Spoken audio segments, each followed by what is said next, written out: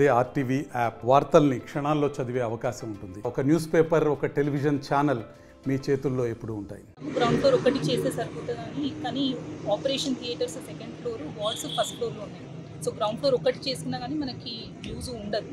చేస్తే మొత్తం బిల్డింగ్ ఒకేసారి కంప్లీట్ చేసి ఇనాగ్రేషన్ చేస్తాం. ఈ విజిట్లో ఈ టీఎస్ఎంఐడిసి అలానే ఆడియో గారు అండ్ ఇతర అధికారులందరూ సిహెచ్సి సూపరింటెండెంట్ అందరూ కూడా పాల్గొన్నారు. ఏసీపీ గారు కూడా ఈ హాస్పిటల్ కన్స్ట్రక్షన్ ఇంకా వేగవంతంగా చేయాలి అనేది ఆదేశాలు ఇవ్వడం జరిగింది. అండ్ ఇప్పటి వరకు 35 crores to 17 crores వరకు ఎక్స్పెండిచర్ చేయడం జరిగింది. ఇంకా మిగతా వర్క్స్ కూడా త్వరలోనే పూర్తి చేసి నెక్స్ట్ 4-5 months ఈ హాస్పిటల్ ప్రజలకి అందుబాటులో తీసుకురావాలి అనే ఉద్దేశంతో స్పీడప్ చేయడానికి ప్రయత్నాలు చేస్తున్నాము.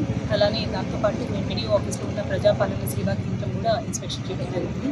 చాలామంది ఇప్పటి వరకు కూడా కరెక్షన్స్ అనేది ఆధార్ కరెక్షన్స్ అవ్వచ్చు, ration card corrections, consumer number corrections కోసం రెగ్యులర్గా వస్తున్నారు. దాదాపు రోజుకి ఒక 10 to 15 members వస్తున్నారు. ఇప్పుడు కూడా ఎవరైనా ప్రజలు ఇంకా కరెక్షన్స్ చేయించుకోకపోతే వాళ్ళందరూ కూడా మున్సిపాలిటీలో ఉన్న కేంద్రం కానీ లేదంటే ఎంపీడీఓ ఆఫీసెస్లో ఉన్న కేంద్రాలకు వచ్చి కరెక్షన్స్ చేయించుకోవాలి అనేది కోరుతున్నాను.